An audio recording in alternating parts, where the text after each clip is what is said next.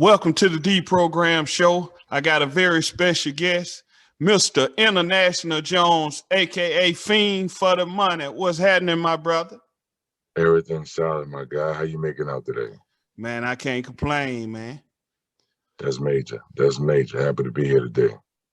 Man, one of the reasons why I wanted to interview you, because being in the industry, you a solid guy, man, and you don't find too many cats who just real solid to the bone. What, go ahead, my bad. No, I appreciate you. I was about to just say thank you. I really appreciate that. What was instilled in you coming up that made you the guy you are today, the stand-up guy you are today? I think for one, just to be clear, I ain't perfect. I just I go off of the vibes and the ways my brother and my father taught me. You know what I'm saying? So I'm still going off of those ways and those morals and point of views. My family, my village raised me. And I think that, they didn't do me. They ain't do me nothing short, you dig? So evidently they must have did a little something right, Yeah, most definitely. So, like, was it hard for you to maintain the principles you was taught in the industry, or was it easy? Oh yeah, it was hard. Because the flesh is weak, you dig? So it was hard, but the reality is just, shit, you gonna get through it and you're gonna get over it. Don't get me wrong, some people could make it in the business and just be cutthroat. And some people, excuse me, their skin not be tough enough to be in the industry or the music business, I just think that we just all gonna learn from it, and then we can earn from it, you dig? I think, if we learn from our lessons, we can, constantly grow. And if you don't, you're just gonna spiral out and be whatever you're gonna be. But for the most part, I did okay. It was not easy, but you know what I'm saying? My ancestors and everybody just helped me make it look easy. Okay. Like, I know you speak on Mama Mia a lot in your interviews, talking about how she helped guide you in No Limit. What did, far as that friendship, how did y'all lean on each other? Cause she seemed like she real solid too in the music industry. How did y'all lean on each other? She's definitely that. I think, man, just supporting each other, being there for her when she need me, and her being there for me, and when I needed her. You know what I'm saying? Like, she's been through way more, you know what I'm saying, and she's a survivor as well. So, happy to have good friends. A lot of people don't get a chance to have label mates, and, they build great camaraderies, you know what I'm saying? Me, Mia, and a gang of other people that was on No Limit, we was able just to create an unbelievable bond, and I'm happy that we're able to stay solid and stay genuine to each other to this day. But it definitely helped having somebody to lean on when you needed them the most, you know what I'm saying, going through stuff that's uncertain, you dig. Okay. I also seen you speak on your transition from No Limit, how you basically took a chance on yourself. You re-up some money you had got. I think it was from your house or a car. Both. And you end up investing in yourself. What let you know that, hey man, no matter what, I can bet on me? The business odds at the time was real good. It was in my favor. You know what I'm saying? It was almost like I bought a house. It was brand new. Nobody really lived in it. You know what I'm saying? The smartest thing I could have did was have some property. And that's how I looked at myself. Excuse me. I looked at myself like, this is an investment, and, it looked good. You're in pretty good shape. Anybody would be willing to get with you as an investment property, but are you ready to invest into you? So what I did was I mortgaged my home. I sold my truck. I bought a studio after I sold my truck, and I invested in my project, Can I Burn, which is physically documented. You know what I'm saying? You could check it out when it came out. See that there's a small difference from the No Limit vibe and look, but it was just me creating my own thing to feed myself, And the rest was history, man. Nothing but a blessing. I'm happy I kept going. I was able to reach out to people like DJ Paul and Twister and Speed Knot Mobsters and Wendy Day, Jay Quattrini, rest in peace, my guy. That used to be my lawyer. Man, a plethora of the people that just showed so much love to help me put my first independent project together myself. I produced it. It wasn't even mixed properly. I learned that from Pete. He wasn't tripping. If shit sound good to him, his people want, he gonna give it to him. You know what I'm saying? Of course, there are aesthetics that can be met when it comes to mixing and mastering. Yeah. But for the most part, you know, get it over and get it done. You dig? I guess I know you married and you got a child, correct? Yeah, I'm married. I have three kids. Okay, what principles do you instill in your children? Because this is the Deprogram show, and the programming would just have me ask you about your music career. We want to know about Mr. Jones, the man. So what principles do you teach your children in this crazy world? First of all, I teach them that they were meant for great things. And according to the gender, I let them know that they write a passage as either king or queen. And then I let them know to be proud to be a Jones. You know, be very, very proud to be a Jones. And from there is, I let them know that, man, life gonna hit you. Don't think you ain't gonna get hit. You know, you're gonna get punched in your face. Most important is that you don't react like your world has ended when you get hit with shit. You know what I'm saying? How you react to things is just gonna determine how you go forward in life, you know. And they're all learning, but I think they still standing on those principles, and you know, they don't have a lot of fear and a lot of things. And I let them also know that the 6-year-old or 8-year-old persons that you were or that you are, I don't want you to lose that person as you become a teenager. You know, that adventurous, super intelligent person that is not scared of things and so adventurous. I want you to be able to grab that 6-year-old, that 8-year-old hand inside of you and let them know that you got them and it's safe to still be that kid, no matter what age you are, you know what I'm saying? To not know what fear is and be scared of things. I want you to hold that hand, let them know that it's okay, you got them, that they're safe, and you need to be whoever that little kid wanted to be great. You know what I'm saying? When they didn't know about caps and ceilings and know about racism and things like that. I want you to never lose that, the ideology of that little doctor, that little astronaut, that born scientist first. And that's like of a premise of what I'm teaching them, you know what I'm saying, about who they are and how special that they are and the skin that they're in. And every day is a lesson to be learned. So it's not like they just stop learning. You know what I'm saying?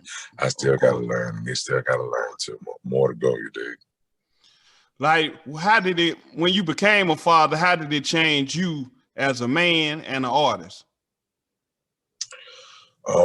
It made me, when my children were born, my daughter, my awesome, beautiful Bailey was born. You know, my little superstar, my little independent everything. She made me slow down and want to stay home. You know what I'm saying? She made me want to help out her mother. You know, I already was going hard and, you know, didn't monitor the hours and sleeping and stuff like that, but she made me know that as hard as life will make you be, there's a genocide that you're going to have too that could help just as much. Like they say, the same hot water that can boil an egg can, the same water can soften something. I forget the exact analogy there, but it was just showing that how hot water can do one thing and the same hot water can do something else too. And I was explaining that to them and explaining that about myself and about life. It made me realize I'm a hero and a monster, you know what I'm saying, behind family. And I had more logic behind the songs that y'all were getting that you may not know what was the meaning behind war for reason and stuff like that. You know what I'm saying? Like I had just the process. You know, I read a lot of things early in life. That's why you got Heart of a Ghetto Boy and Waiting on God and stuff like that. I had just was reading and reading and reading. So Child definitely saved my life. She definitely saved my life and made me want to be more selfless instead of selfish.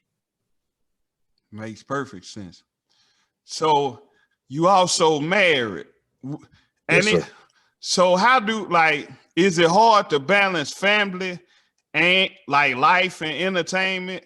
Because most people, me myself, being trying to get into the entertainment business, it was hard for me to juggle it. So I had to choose family over entertainment. it's a balance, man. Most people just have to learn how to appropriate their time. You know what I'm saying? Once you don't misappropriate the time, you can give rap 2 hours, 3 hours, and give your family X, Y, and Z, and know that if you're able to earn it, you can get back in there and get messing with the rap, or if you're able to earn return with your family, you go ahead and you do a little something here so you can make a little time there. Most of the time, the person that learns how to appropriate their time the best wins at enjoying all those hats that he or she choose to wear. You know what I'm saying? And so when you learn to balance your time at your best, that's when you'll be able to enjoy it all to the fullest. You know, it was hard because I kept bringing my job home instead of knowing that it's okay to leave my job outside. You know, I tried not putting all my burdens on my wife. I don't have to tell her everything that's bothering me. Some little fuck ass boy that don't know the business, you know, constantly scratching at my hip about something that he's not serious, but he has access. I figured he could keep reaching out. You know, it may be agitating me because he don't know the value of me, but I know the value of me. So I could just distance myself on that and not bring that home. I got to keep coming home, baby, man, this dude, you know, fuck all that. You know what I'm saying? It's a balance. Home supposed to be where peace is at, so I'm going to start with that. You know what I'm saying? It's already plenty she's going to carry with carrying the crown she wear anyway. You know what I'm saying? Especially if you got a real, real great woman like I do, like I'm quite sure everybody has. But that's the balance. You got to learn how to balance it out. Don't bring work home. You know what I'm saying? If you can't leave that shit in the garage, leave it in the car. You know what I'm saying? Because when you get home, you don't want to carry the burden of all that, because everybody's not going to feel what you're feeling. It's just going to be you frustrated, turn around like thinking, why y'all don't get this shit? But how they going to read your mind? How they going to know exactly what you feel behind something you already pursuing that's in your head? It's not in your head. They don't know the emotions behind these songs. They wasn't with you at 14 years old when this happened, 16 years old when this happened, 17 years, you know what I'm saying? They can't process that. They know dad, husband, boyfriend, you know, fiance, father, you know, they know that. They don't know the guy that's getting ideas, intellectual property out of his head to the world. You know, that's going to mean something to somebody other than himself. So once you process that, I think, and balance it, you can enjoy it all. You know what I'm saying? Family and a life in the entertainment industry. So you was able, like most people, they think they got to go all or nothing. So that's basically a lie from what you telling me. Everybody different. You know, a whole lot of money ain't gonna make the birthday better if you ain't gonna really be there for the kid. Makes sense. You know what I'm saying? Just like being broke as a fucking joke ain't gonna make you feel so great being there with the kid when you could have been somewhere working and got something together just to express a little bit more in detail of how you feel about them for their birthday. It's a balance. You know what I'm saying? It's a balance. You know, it's a balance. But I do believe that men need to be involved more in their families' lives. And but I don't feel that you need to compromise the livelihood in the icebox. You know, just every dollar ain't gonna be worth it. All money ain't gonna be good money, you know. Yeah, because I noticed over your career, you never compromise who you are as a man. Nah, I mean, I've been in situations where, you know, you experiment, maybe it may not come out, or, you know, camera ain't catch everything. Like I said, I'm not perfect. I never tell you that I'm perfect. I just know my blessings are perfect. You know what I'm saying? and it's on me to make life what works for me. You know, if I'm somebody that someone can look up to, then you may apply a lot of things I did to your thing to make it greater. Other than that, you know, the road that you are writing for yourself is going to be the greatest road to be on, you know. So how did you come up with, I guess one of the questions I always wanted to ask you if I had the chance, how did you come up with the tennis, is it tuxedos and tennis shoes or tennis shoes and tuxedos? It's tennis shoes and tuxedos. How did that come about? Because I don't know if you know, you changed the whole trajectory of even going to the prom. What happened was, like, once again, I had to just a situation when I had to go through life. You know, I just lost my father. Closed my dad's eyes, put my father in the ground, closed my father's eyes on November 18th in 2010, 2 months after I got married. You know what I'm saying? Wow. 2 months, one day after I got married, right? I went to Europe. Went to Amsterdam, went judge the Cannabis Cup with Currency, Corner Boy Pete, aka Fiend Pete, and Musa. And I celebrated my dad. You know, I didn't want to mourn and be miserable and let misery eat me up. So I decided to celebrate for my memories with my dad. Much as it ate me up to want to point the finger at life and be mad at God and all types of stuff, I just decided to celebrate. I thought that was a strong kingship player as perspective to celebrate my dad. So I came up with the project Tennis Shoes and Tuxedos to think of something that what would me and him or any age group have in common. And that would be in prom night. You know what I'm saying? That a player probably went with his own pizzazz and put some tennis shoes on to go with his tux to stand out a little bit. And I just thought that was a dope way to connect, to be the bridge between the youth and the gold school. You know what I'm saying? And it ended up being a success, man. I ran through a lot of samples and stuff that my dad used to jam to in the barroom, in his barroom.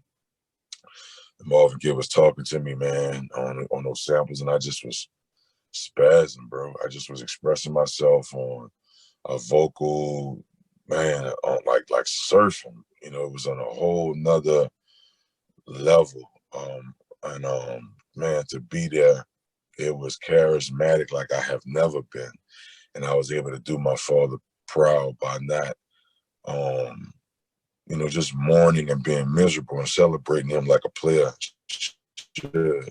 And that's how the project came about, Tennis Shoes and Tuxedos. Shout out to my boy. I don't talk to him a lot. I got to think of his name right now. He's a brother that went kind of underground as far as being on the forefront of hip hop, but he's a mover and shaker. This cat, man, of the West Coast, I gotta think of his name, but he allowed it for me to get production from the next big people in the business before they were big people, Boy Wonder and Hit Boy and like stuff like that, before they was the next whatever, like Sweet Mary Jane's, you know, like that's like, you know, from I had top tier production, you know what I'm saying? That shit was like, man, like I bust open a big old bag to record this music. And I had Smoke DZA, Big Crit on songs, and Currency, and Fendi P. And, you know, I just had vibes, man. I just was expressing myself. And, man, nobody but my dad walked my hands, hold my hand, and walk me through the booth to lay down that play ass shit. And that's exactly how you got Welcome to Tennis Shoes and Tuxedos. Man, when I was like, I didn't recognize how it came about, but when I seen it, I was like, man, this man done changed the whole game.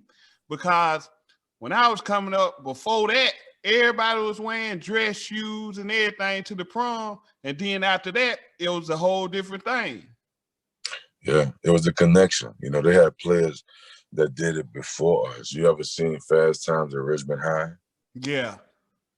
Yeah, my guy, what's my guy name? Sean Penn. He wore Vans to his prom with his tuxedo shirt.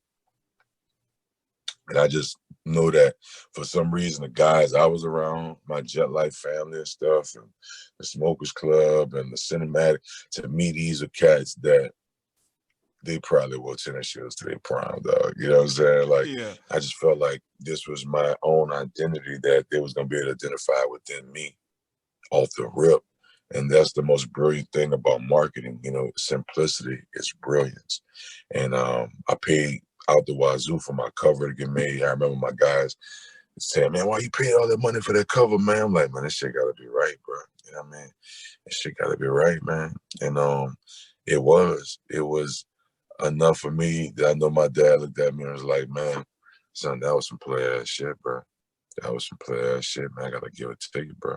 And that's what it was. You know, turned the negative to a positive. I made an honor poem out of lemons, you did. Yeah, you did that. I guess next I want to talk to you about Cool is in Session. And Oh yeah. I looked at an interview where you was actually, the concept is you actually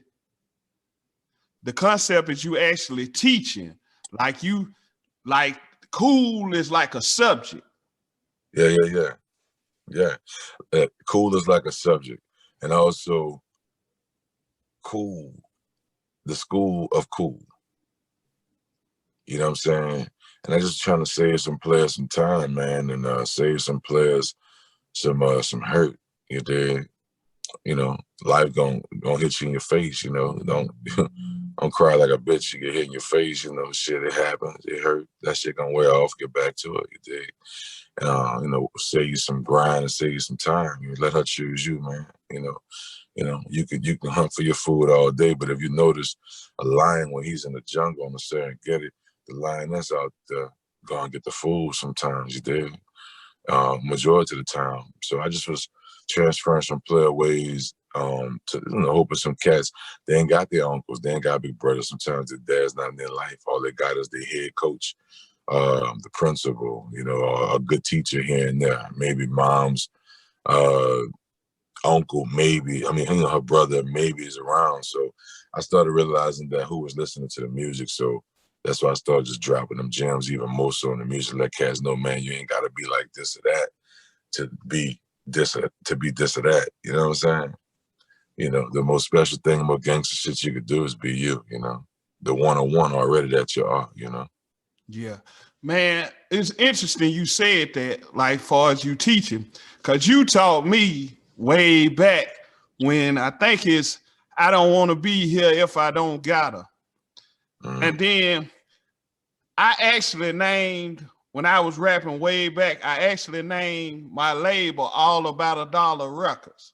And it was Nice. based off your lines in that song because I felt that in the heart. Because I was like, man, this is some real stuff. It's on a whole nother level. Inspiration, man. It's a beautiful thing.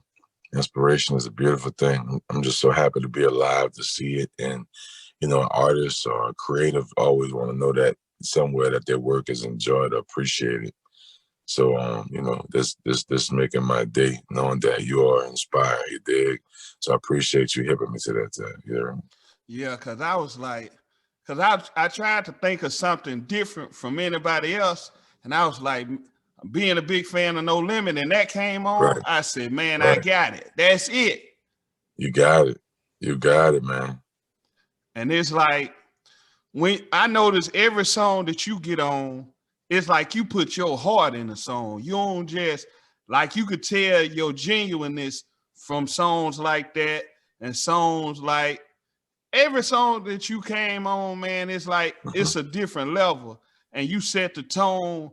And even from switching, like early on, you was crunk, and then you showed the maturity when you start to cool, and then you even transition from Fiend to International Jones. Yeah, man. Amen on that, bro. Amen on that. Because guess what? I ended up realizing my value.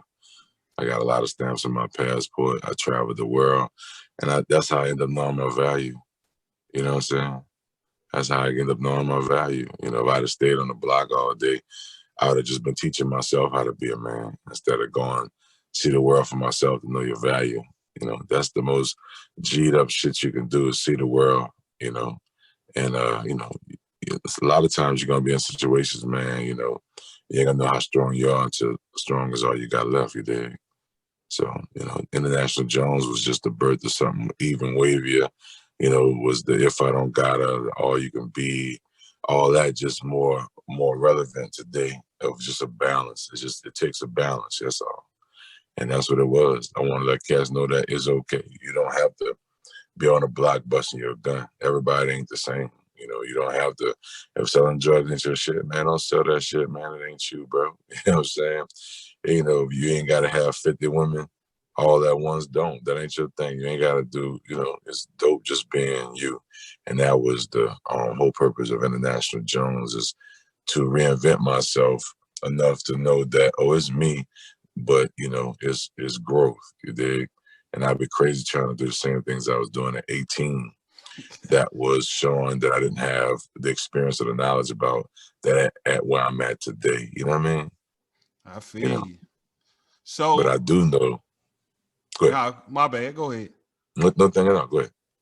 Like in the industry, like who would you say, like some real? I know you and Pimp C was tight, correct? Correct. Like, what would you say you gleaned from Pimp C? Cause Pimp C he got that spirit in him, same as you.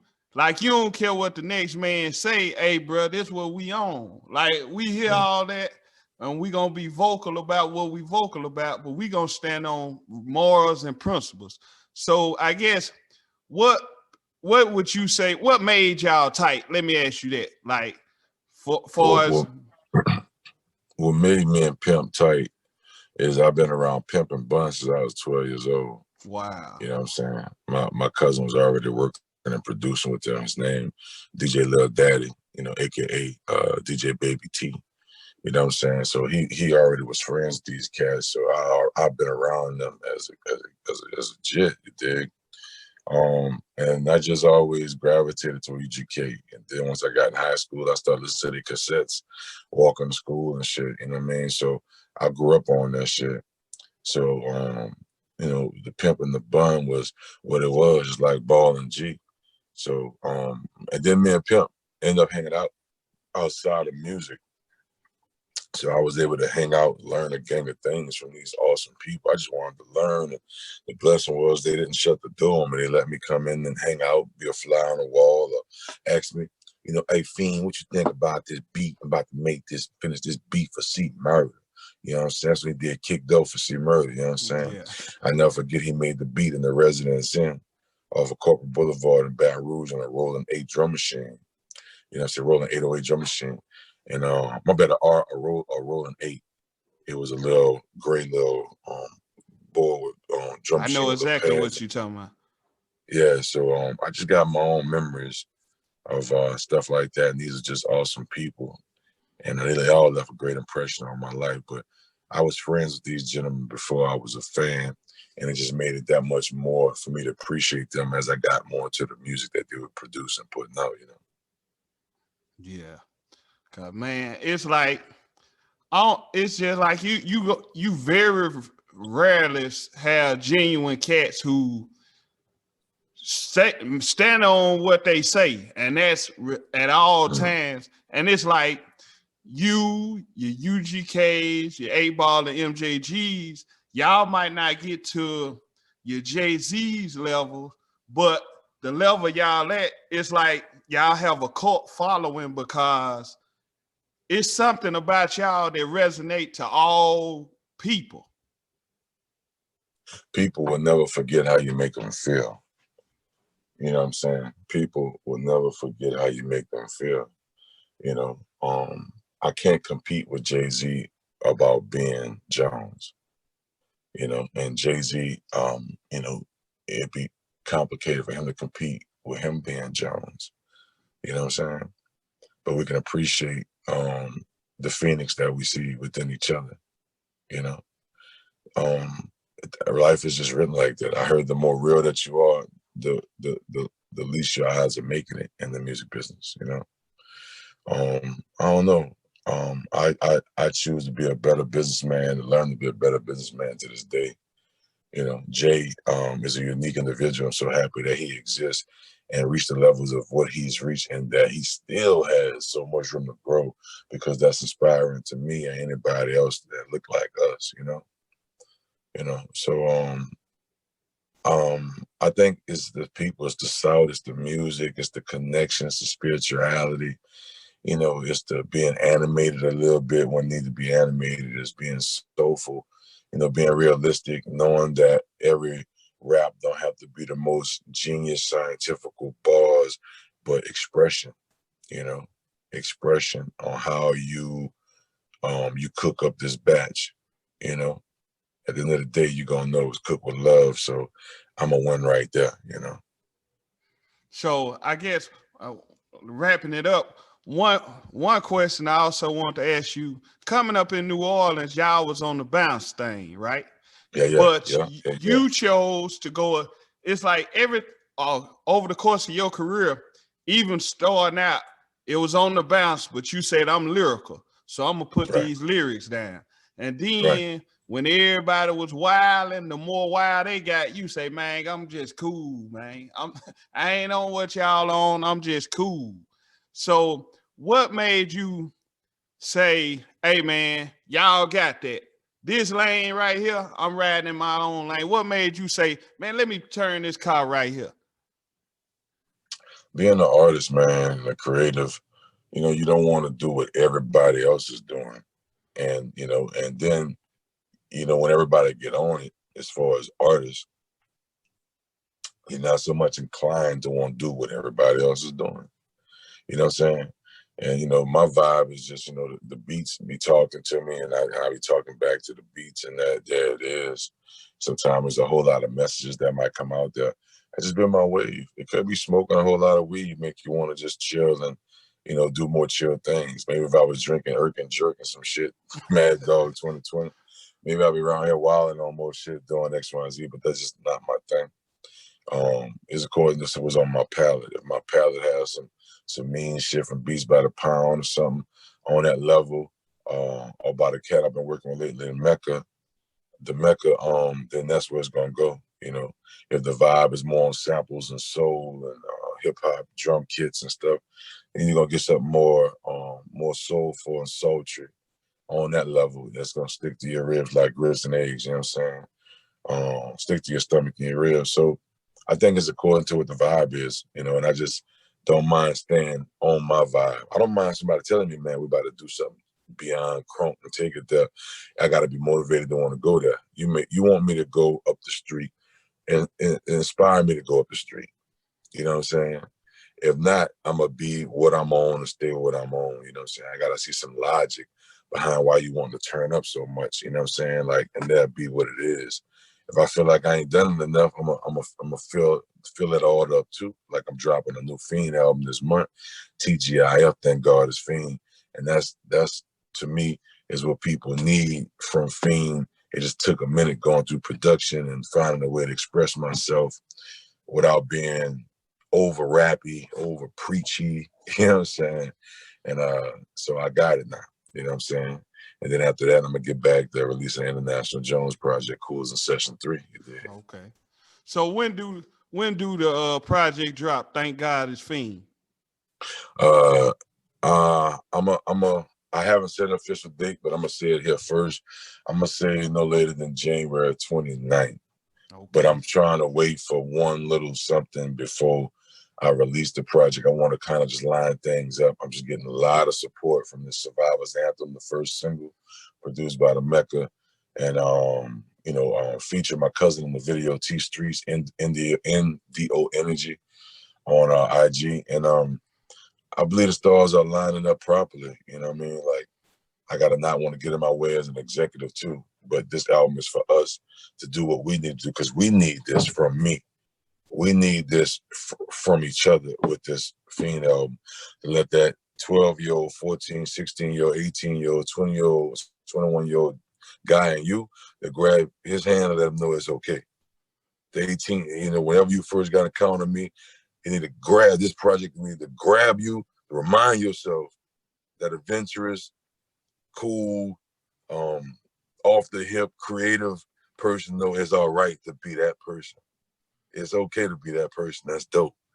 And this project is gonna be a message in a bottle and MP3 and wave format file to get you through your next years, you know what I'm saying, like you've been getting from here, Dave. Man, that's amazing. Cause I checked out that video. Man, you were doing some hard rapping, just like that boy was doing some hard boxing, man. Yeah. I mean, that's what we cut from. You know, that's my little cousin, and that was us collabing with each other, just spending a day with each other, and that's the vibe. Like, you know what I'm saying? So I wanted to show him too that we need to work more. I can make music that can, you already motivated, but I can give you something that could turn you up 1,000 times more, and that's crazy, right? So that's where my head is at. I know what my energy, my electricity, what my frequency can do. I didn't want to do damage unless I have to destroy to rebuild. I just don't want to just be killing and be killing. I want to make it count. When I swing my axe, I want to hit something and know I hit something for a reason, you know? Yeah, man, you definitely hit something. If you ain't hitting that with nobody else, you hit it with me, man. That's enough right there. All it takes is one. Yeah. Man, it's been a pleasure, man, chopping it up with you on the Deprogram show.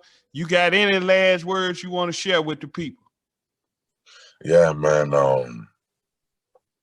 My name is Fiend International Jones. I want you to get out your way. You know, get out your own way so you can be great. You dig? You're an artist, producer, whatever you are in the business. I don't care if you work at McDonald's. I don't care if you're a garbage man. I want you to get out your own way so you can be great. You know what I'm saying? A lot of people going through something mentally right now. Don't know it. I want you to also know that if you got mental illness, seek help. You know what I'm saying? That you cared about, seek help, man. A lot of people don't talk and shine light on that.